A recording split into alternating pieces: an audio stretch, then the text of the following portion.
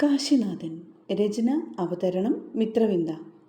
സുഗന്ധി, ഇതൊക്കെ സത്യമാണോടി?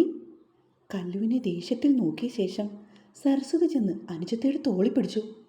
അതെ ചേച്ചി, ഞാൻ പറഞ്ഞതൊക്കെ സത്യമാ. ഇവളും അർജുനും കൂടിയായിരുന്നു കാശിയുടെ ഫ്ലാറ്റിൽ. അവനും പാറുവും കാലത്തെ തന്നെ ഓഫീസിലേക്ക് പോകും. അർജുനാണെങ്കിൽ പനിയായിട്ട് ഒരു മാസത്തോളം ഉണ്ടായിരുന്നു. അപ്പോഴൊക്കെ അവനെ പരിചരിച്ചുകൊണ്ട് നിന്നത് ഇവളാണ്. ഈശ്വര, ഇതെന്തൊക്കെയായി കേൾക്കുന്നത്? ആദ്യം ഒരുത്തിയെ കെട്ടിക്കൊണ്ടു വന്നിട്ട് അവൾ എൻ്റെ കുഞ്ഞിനെ ചതിച്ച് കടന്നു കളഞ്ഞു. ഇതിപ്പോൾ രണ്ടാമത്തെ ഇവളും. സരസ്വതി ഇരുന്ന് പദം പെറുക്കി കരയുന്നത് കണ്ടതും സുഗന്ധിയും ഹേമയും ഒക്കെ അവരുടെ അടുത്ത് വന്നിരുന്നു. കല്ലുവാണെങ്കിൽ പേടിയോടെ മുഖം താഴ്ത്തി നിൽക്കുകയാണ്. ശിവൻ്റെ മുഖത്തേക്ക് നോക്കാൻ പോലും അവൾക്ക് ഭയമായിരുന്നു. അമ്മ വരുന്നുണ്ടോ ഇപ്പോൾ? ഞാൻ തിരിച്ചു പോവുക. ശിവൻ്റെ ശബ്ദം മുഴങ്ങി. ഞാനിനി എന്തിനാ മോനെ ഇവിടെ നിൽക്കുന്നത്? നമുക്ക് പോയേക്കാം. കരഞ്ഞുകൊണ്ട് മൂക്ക് പിഴിഞ്ഞ് അവർ എഴുന്നേറ്റു. കല്ലുവിൻ്റെ കൈത്തണ്ടയിൽ പിടിച്ചു വലിച്ചുകൊണ്ട് സരസ്വതി മകൻ്റെ പിന്നാലെ വെളിയിലേക്ക് ഇറങ്ങി. വീടെത്തും വരെയും ആരും പരസ്പരം ഒന്നും സംസാരിച്ചില്ല. വാതിൽ ചാരിയിട്ട ശേഷം തൻ്റെ അരികിലേക്ക് പാഞ്ഞു വരുന്ന ശിവനെ കണ്ടതും കല്ലു ബോധം അറ്റുപോകും പോലെയായിരുന്നു. ഡീ! ഒരലർച്ചയോടെ അവൻ വന്ന് കല്ലുവിൻ്റെ കഴുത്തിൽ കുത്തിപ്പിടിച്ചു. വിടെന്നെ, വിടുന്നുണ്ടോ? അവൾ അലറി വിളിക്കാൻ ശ്രമിച്ചുവെങ്കിലും ശിവൻ്റെ കൈകരുത്തിൽ പാവം കല്ലുവിൻ്റെ ശക്തിയെല്ലാം ചോർന്നുപോയി. ബഹളം കേട്ടുകൊണ്ട് ശേഖരനും സരസ്വതിയും മുറിയിലേക്ക് ഓടി വന്നു. കല്ലുവിനെ അവൻ്റെ അരികിൽ നിന്നും പിടിച്ചു മാറ്റി. ഡി, ആരടി അർജുൻ? നീയും അവനുമായിട്ട് എന്താടി ബന്ധം? ഒരു മുരൾച്ചയോടെ അവൻ കല്ലുവിൻ്റെ കാതിൻ്റെ അരികിലായി വന്ന് ചോദിച്ചു. അർജുൻ എന്ന പേര് കേട്ടതും അവളുടെ മുഖത്തുണ്ടായ ഭാവപ്പകർച്ചകൾ നോക്കി മനസ്സിലാക്കുകയായിരുന്നു ശിവനും ഒപ്പം അച്ഛനും അമ്മയും.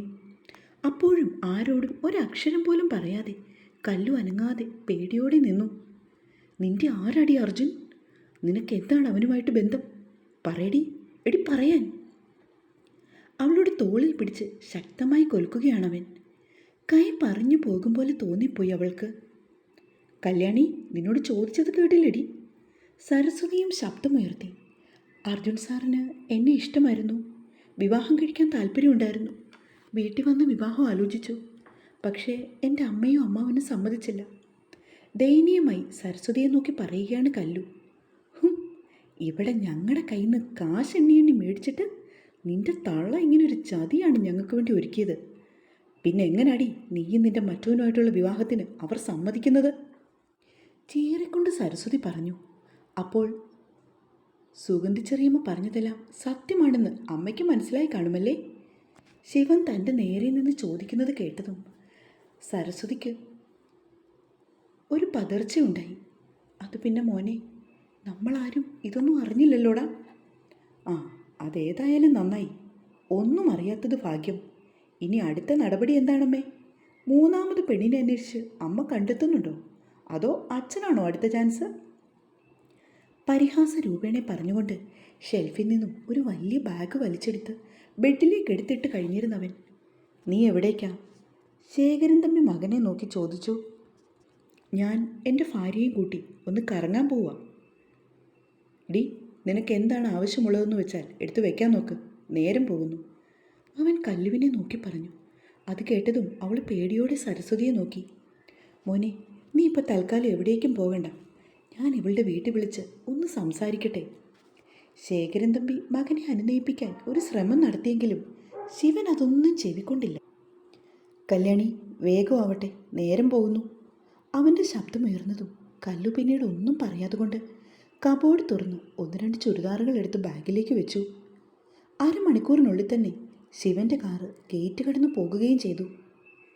കാശേട്ടനും പാറച്ചേച്ചിയും എല്ലാം അറിഞ്ഞുകൊണ്ട് തന്നെ ഈ ചതിക്കുഴിയെ തള്ളിയിട്ടല്ലോ എന്ന് ഓർത്തപ്പോൾ കല്ലുവിൻ്റെ ഇടനെഞ്ച് പൊട്ടിപ്പോയിരുന്നു. ശിവനാണ് തന്നെ വിവാഹം കഴിക്കാൻ പോകുന്നത് എന്ന കാര്യം താൻ അവരോട് പറഞ്ഞതാണ്. കൂട്ടുകാരിയായ ദുർഗ അയച്ചു തന്ന ഫോട്ടോയും താൻ അവർക്ക് അയച്ചു കൊടുത്തു. എന്നിട്ട് പോലും രണ്ടാളും എൻ്റെ സ്വന്തം കൂടപ്പിറപ്പിനെ പോലെ സ്നേഹിച്ചിട്ട് ഒടുവിൽ അവരും കൂടി ചേർന്ന് അവൾക്ക് ഒന്ന് ഉറക്കെ പൊട്ടിക്കരയണമെന്ന് തോന്നിപ്പോയി. ഇടതുവശത്തേക്ക് മുഖം ചിരിച്ചുകൊണ്ട് ഇരിപ്പ് തുടങ്ങിയിട്ട് നേരം എത്രയായെന്ന് പോലും അറിയില്ല. ഇടയ്ക്കെപ്പോഴോ കണ്ണുകൾ താനെ അടഞ്ഞുപോയി. വല്ലാത്തൊരു മയക്കത്തിലേക്ക് അവൾ കൂപ്പുകുത്തി. എന്തൊക്കെയോ അരുതാത്ത സ്വപ്നങ്ങൾ കണ്ടുകൊണ്ടായിരുന്നു അവൾ ഞെട്ടി എഴുന്നേറ്റത്. അപ്പോഴേക്കും ശിവൻ വണ്ടി കൊണ്ടുവന്ന് ഏതോ പാർക്കിംഗ് ഏരിയയിൽ കയറ്റിയിരുന്നു. കണ്ണു തുറന്ന് ചുറ്റിനും നോക്കി. ഇവിടെന്താ? സംശയത്തോടെ അവൾ ശിവനെ നോക്കി. ഇറങ്ങി വരൂ കല്യാണി, ബാക്കിയൊക്കെ നേരിട്ട് പറയാം. എന്തേ? ഒരു ചിരിയോടുകൂടി സീറ്റ് ബെൽറ്റ് ഊരി മാറ്റുകയാണ് ശിവൻ. ഇത് കാശിയേട്ടൻ്റെ? ഒക്കെ പറയാം കുട്ടി, ഇപ്പം തൽക്കാലം എൻ്റെ കൂടെ ഇറങ്ങി വന്നാട്ടെ. എന്നെ കാണാൻ വേണ്ടി ഒരാൾ വെയിറ്റ് ചെയ്യുക. തൻ്റെ കയ്യിലിരുന്ന ചോക്ലേറ്റ് പാക്കറ്റിലേക്ക് നോക്കിയ ശേഷം ശിവൻ കല്ലുവിനെ നോക്കി മനോഹരമായി ഒന്ന് പുഞ്ചിരി തൂകി. മിടിക്കുന്ന ഹൃദയവുമായി അവൻ്റെ പിന്നാലെ കാശിയുടെ ഫ്ലാറ്റിലേക്ക് നടക്കുമ്പോൾ 1000 സങ്കടങ്ങൾ ഒരു പേമാരിയായി പെയ്യുകയായിരുന്നു കല്ലുവിൻ്റെ ഉള്ളിൽ. കോളിംഗ് ബെല്ലിൽ വിരൽ അമർത്തിയ ശേഷം അക്ഷമയോടുകൂടി നിൽക്കുകയാണ് ശിവൻ. അല്പം കഴിഞ്ഞതും വാതിൽ തുറക്കപ്പെട്ടു. പപ്പായി! ഈണത്തിലുള്ള ഒരു വിളി കേട്ടതും കല്ലുവിൻ്റെ മിഴികൾ ശിവൻ്റെ മുന്നാലെ അകത്തേക്ക് പാഞ്ഞു. ഏകദേശം 2 വയസ്സ് തോന്നിക്കുന്ന ഓമനത്തമുള്ള ഒരു പെൺകുട്ടി. പാറച്ചേച്ചിയുടെ കയ്യിലിരിക്കുന്ന കുട്ടിയെ കല്ലു സൂക്ഷിച്ചു നോക്കി. ശിവൻ്റെ ദേഹത്തേക്ക് ചാടി വീണുകൊണ്ട് അവൻ്റെ ഇരു കവളിലും മാറി മാറി മുത്തം കൊടുക്കുകയാണ് കുഞ്ഞ്. അയാളുടെ മിഴികളൊക്കെ അപ്പോഴേക്കും ഈറൻ പുൽകി തുടങ്ങിയിരുന്നു. പപ്പായി! എന്താടാ പൊന്നെ? അമ്മ പറയുന്നതിനൊപ്പം ആ കുഞ്ഞ് അകത്തേക്ക് വിരൽ ചൂണ്ടി. പപ്പായി കണ്ടോളാം കേട്ടോ. എൻ്റെ ചക്കരക്കുട്ടിക്ക് പപ്പായി ചോക്ലേറ്റ് കൊണ്ടുവന്നിട്ടുണ്ട്. ദേ നോക്കിയേ. അവൻ തൻ്റെ കയ്യിലിരുന്ന കവർ പാക്കറ്റ് ആ കുട്ടിയെ ഏൽപ്പിച്ചു. പല ഭാവങ്ങൾ വിരിയിക്കുകയാണ് അവളുടെ മുഖത്തെന്ന് കല്ലുവിന് തോന്നി. ഒപ്പം 1000 സംശയങ്ങളും. കല്ലു, ഇങ്ങനെ നിൽക്കാതെ കയറി വാടി പെണ്ണെ അകത്തേക്ക്. പാറു വന്ന് കൈ പിടിച്ചതും കല്ലു അവളെ സൂക്ഷിച്ചു നോക്കി. ഓ, ഇങ്ങനെ നോക്കി പേടിപ്പിക്കാതെ കുഞ്ഞേ, കയറി വാടി ഇങ്ങോട്ട്. തെല്ല അധികാരത്തോടു കൂടി അവളുടെ കയ്യിൽ പിടിച്ചു വലിച്ചുകൊണ്ട് പാറു അകത്തേക്ക് നടന്നു. അറിയാതെ തൻ്റെ മിഴികൾ അർജുൻ സാർ കിടന്നിരുന്ന ഭാഗത്തേക്ക് പോകുന്നത് ഒട്ടൊരു വല്ലായ്മയോടെ കല്ലു അറിഞ്ഞു. മനസ്സിനെ ശാന്തമാക്കിക്കൊണ്ട് അവൾ പതിയെ ഒന്ന് നെടുവീർപ്പെട്ടു. അവൻ്റെ സാമീപ്യം, ആ തലോട്, അവൻ്റെ ഗന്ധം എല്ലാം നിറഞ്ഞു നിൽക്കും പോലെ കല്ലുവിന് തോന്നിപ്പോയി. മനസ്സിനെ ത്വരിതപ്പെടുത്തിക്കൊണ്ട് കല്ലു പതിയെ ഉള്ളിലേക്ക് പ്രവേശിച്ചു. ഇളം മഞ്ഞ നിറമുള്ള ഒരു കോട്ടൺ ചുരിദാർ ഇട്ടുകൊണ്ട് മെലിഞ്ഞു വെളുത്ത ഒരു സുന്ദരി അകത്തെ സ്വീകരണമുറിയിൽ നിൽക്കുന്നത് കണ്ടതും കല്ലുവിൻ്റെ നെറ്റി ചുളിഞ്ഞു. ഒറ്റ നോട്ടത്തിലറിയാം ആളൊരു നോർത്ത് ഇന്ത്യൻ ആണെന്ന്. ഇതാരാണ്? ഒപ്പം അമ്മ എന്ന ആ കുട്ടി ചൂണ്ടിപ്പറഞ്ഞത് അവൾ ഓർത്തു. കല്ലുവിനെ മുഖം ഉയർത്തി നോക്കിയതും ആ പെൺകുട്ടിയുടെ മിഴികളിലും ഒരു നീർത്തിളക്കം പോലെ. പപ്പായി, ദേ അമ്മ. ശിവൻ്റെ കയ്യിലിരുന്നു കുഞ്ഞ് വീണ്ടും ശബ്ദമുണ്ടാക്കി. ഓടിച്ചെന്ന് ശിവൻ്റെ നെഞ്ചിലേക്ക് വീണ് പൊട്ടിക്കരയുകയാണ് ആ പെൺകുട്ടി. അപ്പോൾ ഹിന്ദിയിലാണ് സംസാരം. കരഞ്ഞ് നിലവിളിച്ചുകൊണ്ട് എന്തൊക്കെയോ പറഞ്ഞ് അയാളുടെ നെഞ്ചിൽ മുഖമുരുട്ടുന്നവളെ കാണുന്തോറും ഉള്ളിൻ്റെ ഉള്ളിൽ പല തോന്നലുകൾ മുട്ടിട്ടു. എങ്കിലും യാതൊന്നും അവൾക്ക് മനസ്സിലായില്ല. അതൊരു സത്യവുമായിരുന്നു. കരച്ചിൽ മതിയാക്കി നീ ഇവിടെ വന്ന് ഇരിക്കു പെണ്ണേ. ഞാനിങ്ങി വന്നില്ലേ, ഇനി എന്തിനായി വിഷമം? ശിവൻ അവളെ തൻ്റെ ദേഹത്തേക്ക് അണച്ചുകൊണ്ട് അവളോട് ചോദിച്ചു. പാറുസേ, ഞങ്ങളൊന്ന് പുറത്തു പോയിട്ട് വരാം. കാശി വരുമ്പോൾ ഈവനിങ് ആവുമല്ലോ അല്ലേ? ശിവൻ ചോദിച്ചതും പാറു ചേച്ചി അയാളോട് എന്തൊക്കെയോ പറഞ്ഞുകൊണ്ട് നിൽപ്പുണ്ട്. ഇരുവരും കൂടി കുഞ്ഞിനെയുമായിട്ട് വേഗം പുറത്തേക്ക് പോകുവാൻ തുടങ്ങിയതും ഒരു നിമിഷം ഒന്ന് നിന്നേന്ന് പറഞ്ഞുകൊണ്ട് പാറുചേച്ചി അവളുടെ അടുത്തേക്ക് വന്നു. കല്ലു. പാറുചേച്ചി വിളിച്ചതും കല്ലു ഞെട്ടിപ്പിടിഞ്ഞുകൊണ്ട് തിരിഞ്ഞു. അത് സഞ്ജന, ആള് ഡൽഹിക്കാരിയാ. പിന്നെ ഇവള് ഈ നിൽക്കുന്ന ശിവൻ്റെ വൈഫാണ്. അതവൻ്റെ മോള് കിങ്ങിണി. ശേഷം സ്ക്രീനിൽ അല്ലേ ശിവ? പാർവതി അത് പറയുമ്പോൾ ഒരു ഇളങ്കാറ്റ് വന്ന് വീണ മീട്ടി പോകും പോലെയാണ് കല്ലുവിന് തോന്നിയത്. ഹൃദയം സന്തോഷം കൊണ്ട് പെരുമ്പറ മുഴുക്കുകയാണ്. അകതാരിൽ നിറഞ്ഞ നൊമ്പരം പറന്നകലും പോലെ. ഈശ്വര, താനിപ്പോൾ എന്താണ് കേട്ടെ? ശിവൻ വിവാഹം കഴിച്ചു, ഒരു കുട്ടിയുമുണ്ടെന്നോ? അപ്പോൾ അർജുൻ സാർ എവിടെയാണ്? ഒന്നറിയാൻ, ആ ശബ്ദം ഒന്ന് കേൾക്കാൻ ആ നെഞ്ചകം നിലവിളിച്ചു. കൂടുതലൊക്കെ ആലോചിച്ച് തല പുണ്ണാക്കാൻ ഇഷ്ടം പോലെ സമയമുണ്ട്. തൽക്കാലം നീ ഇപ്പോൾ കയറി വാ, എന്നിട്ട് എന്തെങ്കിലും കഴിക്ക്. വിശക്കുന്നില്ലേ നിനക്ക്? ചേച്ചിയുടെ ശബ്ദം. ശരിയാണ്, വിശക്കുന്നു, വല്ലാതെ വിശക്കുന്നു. എവിടെയോ മറിഞ്ഞു കിടന്നിരുന്ന വിശപ്പൊക്കെ മെല്ലെ തലപൊക്കി വന്നതുപോലെ അവൾക്ക് തോന്നി. കുത്തിരി ചോറിലേക്ക് പരിപ്പ് കറിയും പപ്പടവും മത്തനിൽ തോരനും കൂട്ടി എടുത്തു തന്നത് ജാനകി ചേച്ചിയാണ്. വയറ് നിറച്ച് വല്ലതും കഴിക്കുമോളെ, ഈ ഒരാഴ്ച കൊണ്ട് നീ അങ്ങോട്ട് മെലിഞ്ഞ് കോലം കെട്ടു, കണ്ടാൽ പോലും തിരിച്ചറിഞ്ഞുകൂടാ. അവരത് പറഞ്ഞതും കല്ലു ഒന്നും മിണ്ടാതെ ഇരുന്ന് ഓരോ ഉരുളയും വേഗം ഉരുട്ടി കഴിച്ചു. അത് നോക്കി നിന്നിരുന്ന പാർവതി പോലും കരഞ്ഞു പോയിരുന്നു എന്നതാണ് സത്യം. കൈ കഴുകി തുടച്ചുകൊണ്ട് കല്ലു വീണ്ടും അടുക്കളയിലേക്ക് പോകാൻ തുടങ്ങിയതും പാറു അവളുടെ തോളിൽ പിടിച്ചു. നീ വാ, പറയട്ടെ. അവളെയും കൂട്ടി പാറു തൻ്റെ മുറിയിലേക്ക് നടന്നു. മുറിയിലെത്തിയതും കല്ലു അവളുടെ നെഞ്ചിലേക്ക് വീണ് പൊട്ടിക്കരഞ്ഞു. പെയ്യാൻ വെമ്പി നിൽക്കുകയായിരുന്നു അവളുടെ മിഴികളിൽ നിന്നുള്ളത് പാറുവിന് വ്യക്തമായിരുന്നു. അതുകൊണ്ട് തന്നെ അവളുടെ സങ്കടം മുഴുവൻ കണ്ണീരിലൂടെ ഒഴുകി പോകട്ടെയെന്ന് പാറുവും ഓർത്തു. നിമിഷങ്ങൾ പിന്നിട്ടുകൊണ്ടേയിരുന്നു. കല്ലു, എടാ ഇതെന്തൊരു ഇരിപ്പാ പെണ്ണേ, ഒന്ന് എഴുന്നേറ്റ് വന്നേ. പാറു പറഞ്ഞതും കല്ലു അവളുടെ തോളിൽ നിന്നും അടർന്നു മാറി. ചേച്ചി, അർജുൻ സാറിപ്പോൾ എവിടെയുണ്ട്? അവളുടെ മുന്നിലിരുന്നു കൊണ്ട് കല്ലു ആദ്യം ചോദിച്ചത് അതായിരുന്നു. ദോ അവിടെ, അതല്ലേ നിന്റെ അർജുൻ സാറ്? പാറു വിരൽ ചൂണ്ടിയ വാതിലിൻ്റെ വശത്തേക്ക് നോക്കിയ കല്ലുവിൻ്റെ നെഞ്ചിടിപ്പ് പോലും നിന്നു പോകുന്ന അവസ്ഥയായിരുന്നു. ഇരു കൈകളും മാറിൽ പിണച്ചുകൊണ്ട് അല്പം ചെരിഞ്ഞ് മുഖത്തിൻ്റെ ഒരു വശം ചുവരിൽ ചേർത്തുകൊണ്ട് നിൽക്കുകയാണ് അർജുൻ, ഒരു മന്ദസ്മിതത്തോടെ. കാറ്റുപോലെ പാഞ്ഞു ചെന്ന് അവൾ അവൻ്റെ നെഞ്ചിലേക്ക് ചേക്കേറിയപ്പോൾ അർജുനെ നോക്കിക്കൊണ്ട് പാറു ഒരു കണ്ണിറുക്കി കാണിച്ചിട്ട് മുറിയിൽ നിന്നും ഇറങ്ങിപ്പോയിരുന്നു. തൻ്റെ ഇരു കൈകൾ കൊണ്ടും അവളെ വാരിപ്പുണർന്ന ശേഷം ആ നെറുകയിൽ അവൻ്റെ അതിരം പതിഞ്ഞപ്പോൾ ആ മിഴികൾ നിറഞ്ഞു തൂവിയിരുന്നു. കല്ലു. കാതിൽ അവൻ്റെ ശബ്ദം പതിഞ്ഞതും അവളുടെ പിടുത്തം അല്പം കൂടി മുറുകി. കരയാതടോ പ്ലീസ്.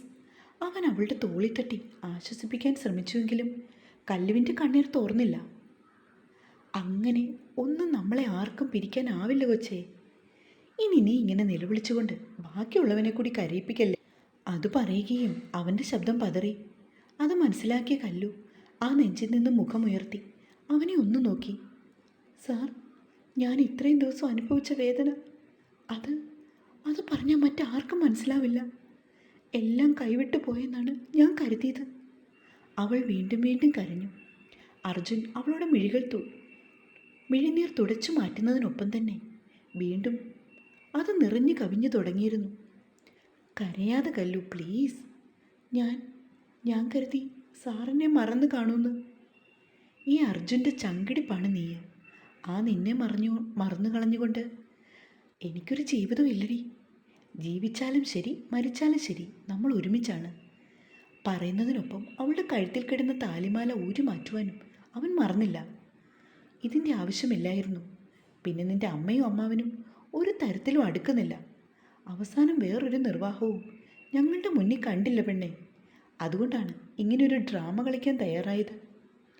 അവളെ ചേർത്ത് പിടിച്ചുകൊണ്ട് അർജുൻ ആ മുറിവിട്ടിറങ്ങി. പാറുവും ജാനകി ചേച്ചിയും അടുക്കളയിലായിരുന്നു. ആ സമയത്താണ് കാശിയും എത്തിച്ചേർന്നത്. ആരിത് കല്ലുവോ? എപ്പോൾ എത്തിക്കൊച്ചേ നീ? ഒരു അനുജത്തിക്കുട്ടിയോടും എന്നതുപോലെ വാത്സല്യത്തോടെ അവൻ വന്ന് കല്ലുവിൻ്റെ കവളിൽ തട്ടി.